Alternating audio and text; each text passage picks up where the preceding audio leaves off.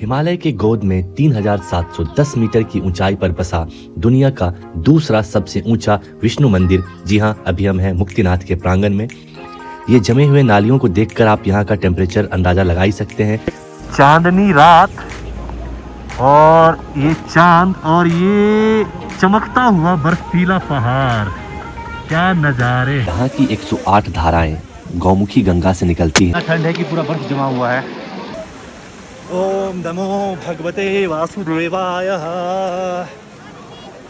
लगभग -5 degree temperature है। चलिए, मधुबनी बिहार टू मुक्तिनाथ इस ब्लॉग की शुरुआत करते हैं। तो अभी हम हैं फिलहाल सोनवर्षा बॉर्डर पे और हम लोग का भंसार जो है वो कट चुका है। पर डे का 200 रुपया लगता है भंसार का। भंसार के लिए आपको गाड़ी का ओरिजिनल आरसी होना चाहिए, डुप्लीकेट पे काम नहीं चलेगा। और साथ में जो है वो आपके पास लाइसेंस जो है वो ओरिजिनल होने चाहिए। और अगर आप 4 व्हीलर से हैं 600 रुपया लगता है एक दिन का। साथ में उसका वही कंडीशन है, आपका आरसी ओरिजिनल होना चाहिए और डीएल भी ओरिजिनल होना चाहिए। तो आप बने रहे हमारे साथ। ये हमारे साथ शिवम भैया और रवि भाई थोड़ा इधर गए हुए हैं, आते हैं वो भी, आगे हम मिलवाएंगे आपसे।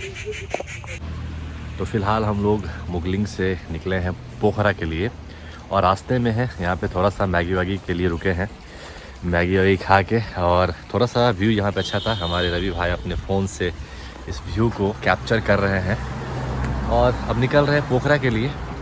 और फिर पोखरा जाके देखते हैं वहाँ से क्या प्लान बनता है मुक्तिनाथ का और क्या कैसे सीन है, क्योंकि ठंड उधर तो कुछ ज़्यादा है।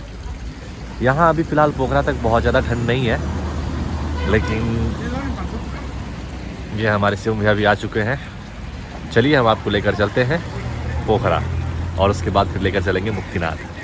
हेटौडा मुगलिंग होते हुए हम पहुंच चुके हैं पोखरा। पोखरा पहुंचते ही आपको सामने ये बर्फीले पहाड़ अन्नपूर्णा रेंज देखने को मिलने स्टार्ट हो जाएंगे। बेहद ही खूबसूरत नज़ारा लगेगा। चलिए जल्दी से हम परमिट बनवा लेते हैं।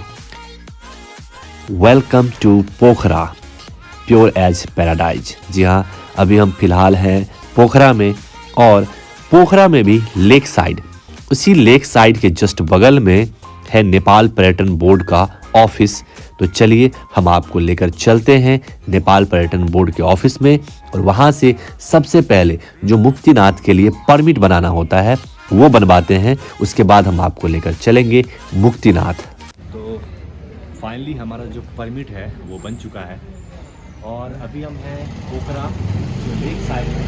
लेक साइड के बगल में नेपाल पर्यटन बोर्ड का ऑफिस है और इसी ऑफिस में जो है यहाँ पर परमिट बनता है।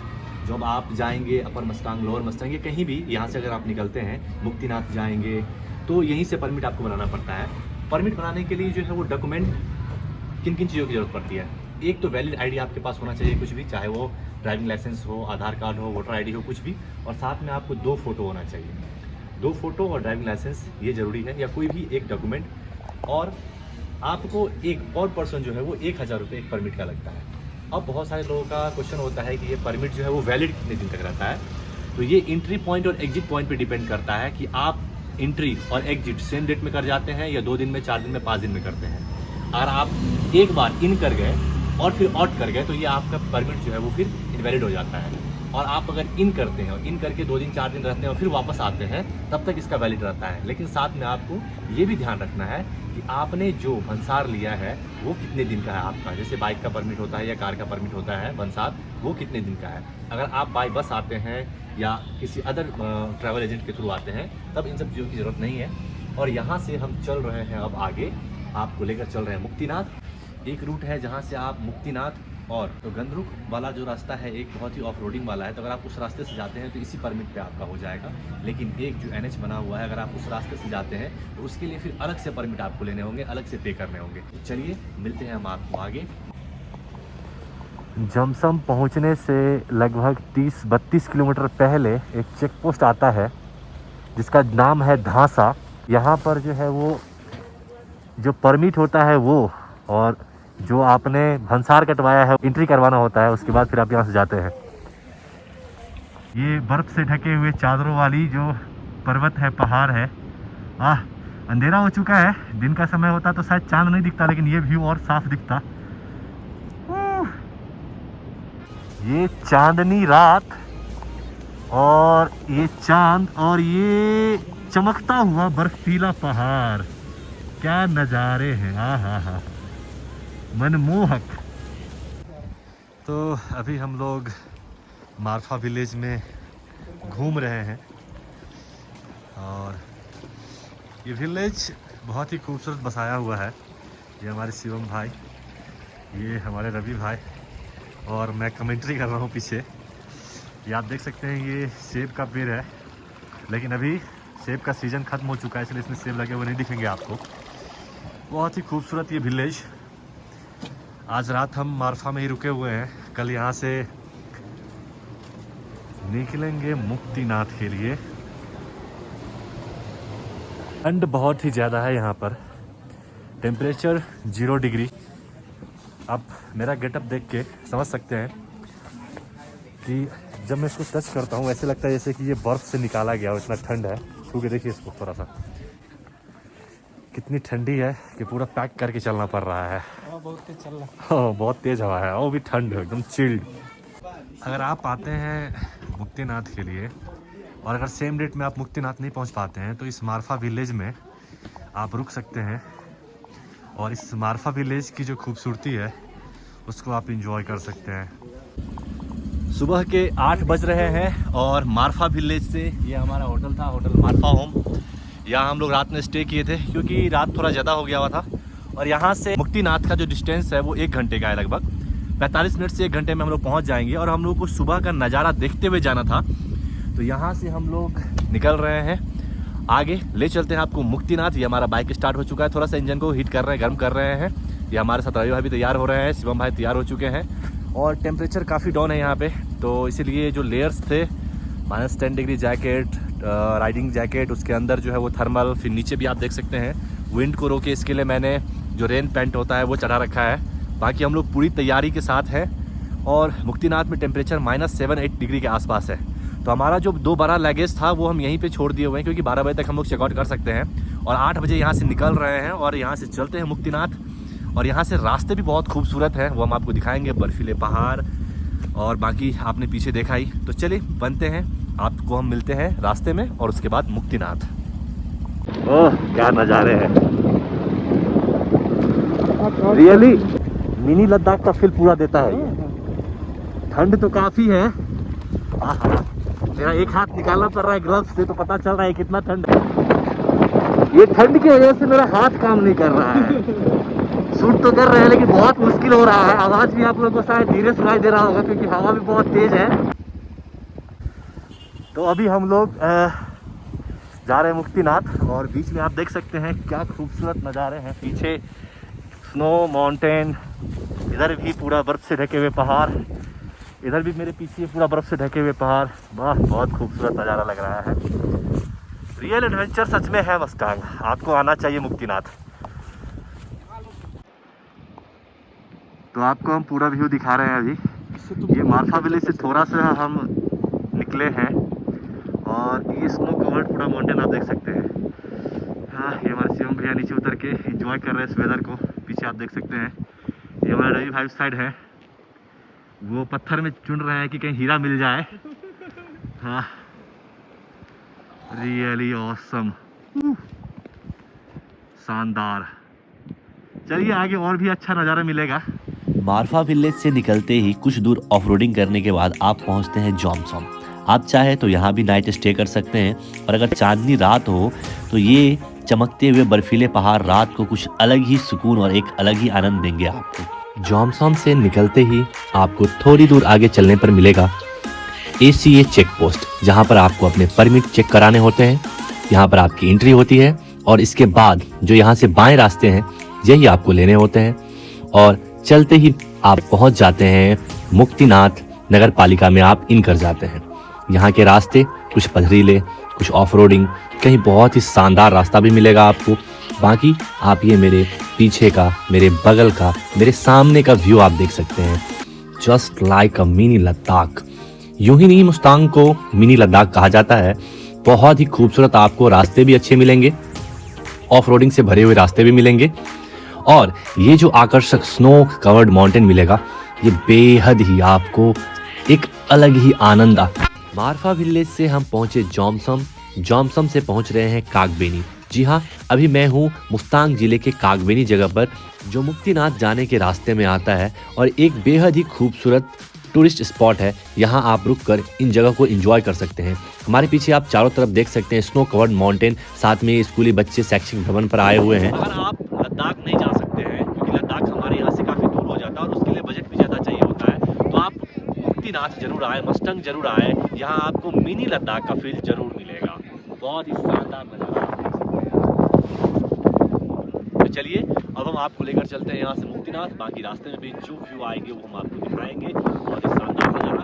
आप बने रहे हमारे साथ, इस मिनी लद्दाख को, इस मस्टंग को एंजॉय करें।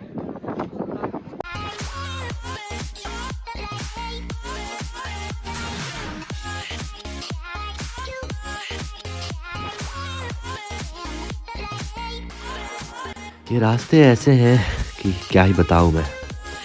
Fill the curve. आप आराम से चलें इन रास्तों को एंजॉय करते हुए। बेहद ही खूबसूरत नज़ारा। लगभग पहुंच ही चुके हैं। ये मेन गेट जिसका अभी काम चल रहा है।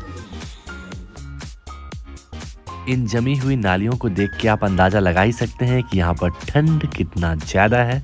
जी हाँ, टेम्परेचर माइनस में है, -5 -7 के करीब। चलिए आगे हम आपको लेकर चलते हैं मुक्तिनाथ। ये देख सकते हैं साइकिलिंग करते हुए लोग यहाँ पहुँच। आप भी अपनी बाइक, अपनी कार या अपनी किसी भी व्हीकल से आप यहाँ आ सकते हैं। पोखरा से आप बाई बस भी आ सकते हैं। फाइनली बाइक पार्क करने के बाद लगभग 10 से 15 मिनट हम लोग पैदल चले होंगे, 10 मिनट। तो मंदिर का जो स्टेयर है वहाँ तक पहुँच चुके हैं। अब आपको हम मंदिर पे ले चलते हैं। यही वो स्टेयर है जहाँ से चढ़ के जाना पड़ता है, और ऊपर जो आप देख रहे हैं वो ऊपर मंदिर है।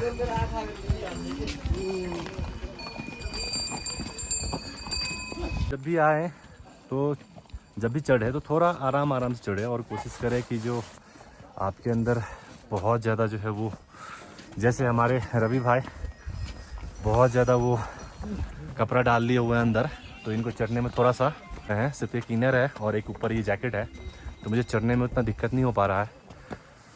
चलिए अब आके ऊपर आपको मंदिर पे मिलाते हैं। पीछे आप वादियाँ देख ही सकते हैं। ये पूरा स्नो कवर्ड माउंटेन, बहुत ही खूबसूरत नज़ारा देखने को लग रहा है। तो फाइनली हम लोग ऊपर तक चढ़ चुके हैं। हाँ, नीचे से आने में 5-7 मिनट लगा होगा, लेकिन हम दौड़ के थोड़ा सा जल्दी पहुंच गए। पीछे आप देख सकते हैं ये व्यू बहुत ही शानदार, और यही वो मेन एंट्री है। यहाँ से अभी हम इन करेंगे और ले चलते हैं, आपको अंदर दिखाएंगे।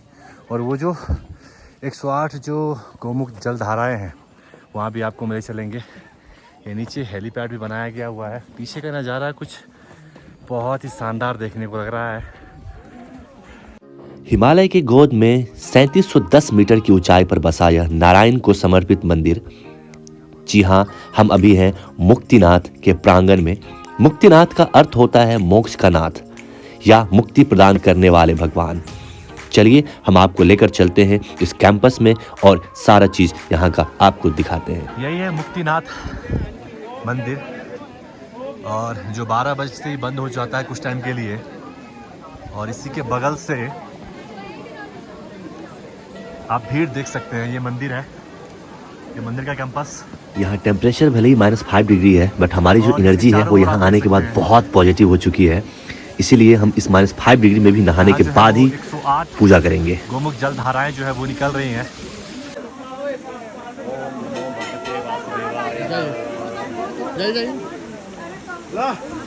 यहाँ की 108 धाराएं गौमुखी गंगा से निकलती हैं, जो बेहद शीतल है। भक्त इसमें स्नान कर पापों से मुक्ति के साथ मोक्ष की कामना श्री हरिनारायण से करते हैं। बौद्ध इसे चुमुग यात्सा कहते हैं। चुमुग यात्सा का मतलब 108 झरने। देख सकते हैं आप जमा हुआ बर्फ, इतना ठंड है कि पूरा बर्फ जमा हुआ है। ओम नमो भगवते वासुदेवाय। लगभग -5 डिग्री टेम्परेचर है। चलिए तो चलिए अब हम आगे चलते हैं कुंड में। और इस कुंड में जो उस 108 गौमुख धारा से जो जल बहते हुए आती है वो इसी पहले कुंड में आती है। यहाँ डुबकी लगाने के बाद मानो आपके शरीर में जो रक्त का संचालन हो रहा है वो बहुत ही तेज़ी से होने लगता है। बहुत ही ठंड यह जगह, लेकिन एक ऊर्जा से भरा हुआ। अब दूसरे कुंड में भी डुबकी लगा के उसके बाद हम पूजा करने के लिए जाएंगे। उम्मीद करते हैं आपको ये जगह पसंद आया होगा।